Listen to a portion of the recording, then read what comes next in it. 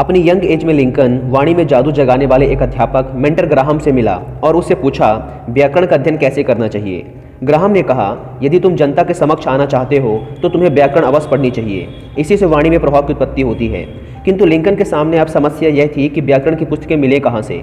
आस पड़ोस में मात्र एक पुस्तकालय था और वह भी 6 मील दूर। लिंकन ने उस पुस्तकालय तक पहुंचने में देर नहीं लगाई।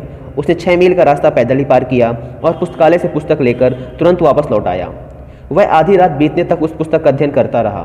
सप्ताह भर के अवकाश के क्षणों में वह व्याकरण संबंधी बातें याद करने में संलग्न रहा। प्रायः वह अपने मित्र ग्रीन को पुस्तकें देकर अपना पाठ सुनाया करता था। लिंकन द्वारा अध्ययन में इस प्रकार रुचि लेने से आसपास के लोग भी उसमें रुचि लेने लगे। ग्रीन परिवार के लोग उसे पुस्तकें दे देते। स्कूल में अध्यापक यथाशक्ति उसकी सहायता करते, यहाँ तक कि एक बढ़ई ने उसे अपनी दुकान में आकर पढ़ने की इजाज़त दे दी और रात के समय बुरादा आदि जलाकर तेज रोशनी की भी व्यवस्था कर दी। इस प्रकार लिंकन ने व्याकरण पर पूर्ण अधिकार प्राप्त कर लिया। लिंकन का फिलहाल यही लक्ष्य था जो उसने प्राप्त कर लिया था। डैनियल वेक्टर ने अपनी तरुणावस्था तक कोई उल्लेखनीय कार्य नहीं किया था। उसे शिक्षा प्राप्ति के लिए न्यू हैम्पशायर की एक्सीटर अकादमी भेजा गया, किंतु वहाँ भी वह थोड़े समय रहा और घर वापस लौट चला। तभी मार्ग में उसे उसका एक वृद्ध पड़ोसी मिला, जिसने उससे उसकी निराशा का कारण पूछा। डैनियल ने बड़े निराश स्वर में कहा, मैं पढ़ लिख नहीं सकता, इसलिए निराश हूँ। मेरे सहपाठी मेरी अयोग्यता की हंसी उड़ाते हैं, इसलिए मैं घर लौट रहा हूँ। तब उसके पड़ोसी ने कहा, बेटा तुम वापस लौट जाओ और पूरा मन लगाकर पढ़ाई करो, सबको भूल जाओ, केवल अपना लक्ष्य याद रखो। उस वृद्ध पड़ोसी ने उसे और भी बहुत सी बातें समझाई। फलतः वह वापस लौटकर पढ़ाई में जुट गया। उसने उपहास उड़ाने वालों की तरफ बिल्कुल भी ध्यान नहीं दिया। उसने केवल अपने लक्ष्य को याद रखा और ऐसे जमकर पढ़ाई की कि उपहास उड़ाने वालों के दांत खट्टे हो गए जब उसने 98% अंक लाकर सबकी बोलती बंद कर दी। एक व्यक्ति एक खान का मालिक था। उसका अनुमान था कि उसकी खान में सोना निकलेगा। इसी आशा में उसने काफ़ी लंबी सुरंग खुदवाई, जिस पर उसका लाखों रुपए खर्च हो गया। 1.5 साल की मेहनत भी रंग ना लाई। अंततः उसने परेशान होकर उस खान के काम को बंद करा दिया और कुछ दिनों बाद उस खान को भी बेच दिया। जिस व्यक्ति ने उस खान को खरीदा उसने वहीं से अपना काम शुरू किया जहाँ से पहले मालिक ने बंद किया था। उसी सुरंग के 2 हाथ खुदाई करने पर स्वर्ण धातु हाथ लग गई। इस बात को हमेशा याद रखें कि हो सकता है जीवन का सुनहरा अवसर 2 हाथ आगे ही पड़ा हुआ हो। जॉन फिंच बहुत निर्धन व्यक्ति था। उसके मित्र और परिचित भी बहुत ही कम थे। लोग उसका उपहास उड़ाते थे और उसे पागल मानते थे। बड़े लोग भी उसे निरुत्साहित करते थे, धक्का देते और गालियां देते थे। किंतु जॉन फिंच अपने मित्रों के साथ कार्य में लीन रहा। उसका सोचना था कि यही ठीक समय है जब वह कुछ कर सकता है। वह अपने समय का बड़ी समझदारी के साथ उपयोग कर रहा था।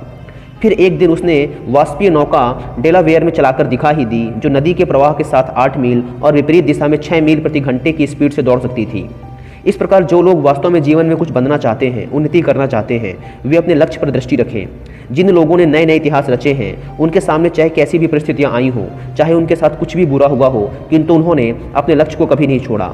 जब वे उन्नति के शिखर पर पहुंचे, तभी लोगों ने उनकी पहचान की और उनके कामों को सराहा।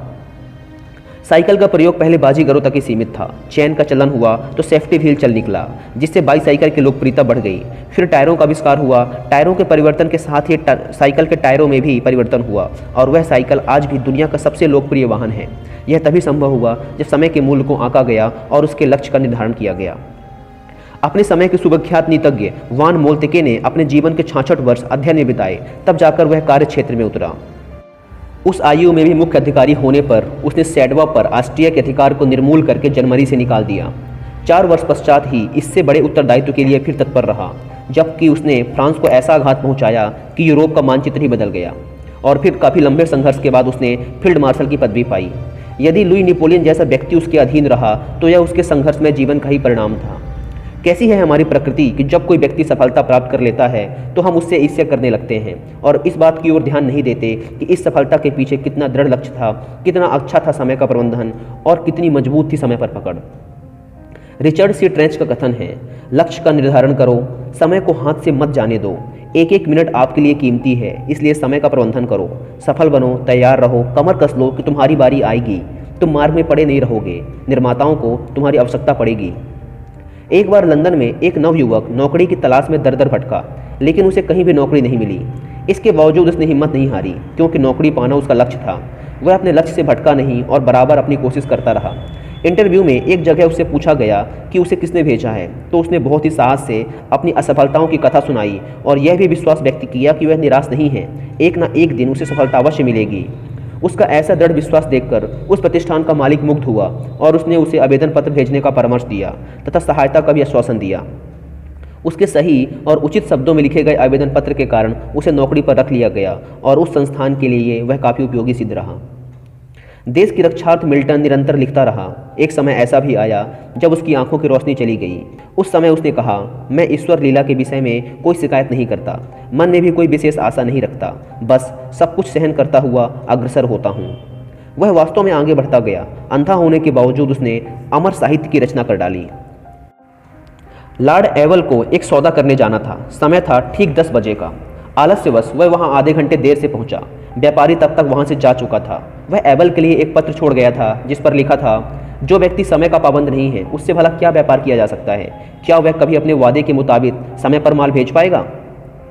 हेनरी फोर्ड खेत में पैदा हुए थे। उन्होंने 16 वर्ष की आयु में खेत छोड़ा और डेट्रॉयट में मैकेनिक की नौकरी करने लगे। वे डेट्रॉयट एडिसन कंपनी में फोरमैन बन गए और प्रगति करने लगे जब तक कि वे चीफ इंजीनियर नहीं बन गए। स्पष्ट है, एडिसन उनके लिए बड़े व्यक्ति थे। हेनरी फोर्ड ने स्वयं से कहा कि कभी इस प्रख्यात आविष्कारकर्ता से बात करने का अवसर मिलेगा तो उनसे एक प्रश्न अवश्य पूछेंगे।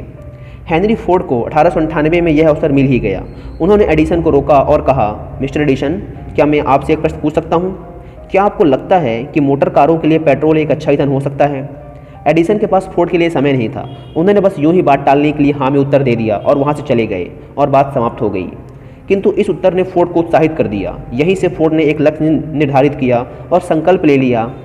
11 वर्ष पश्चात 1909 में उन्होंने टिन लीजी नामक कार बनाई। उन्होंने अनेक आलोचनाएं झेली, किंतु उन 11 वर्षों में उन्होंने काम किया और इंतजार किया और काम किया। उन्होंने ऊर्जा में कमी का अनुभव किया, किंतु थकान का अनुभव कभी नहीं किया। यही कारण है कि वे लक्ष्य तक पहुँचे और बहुत सफल रहे।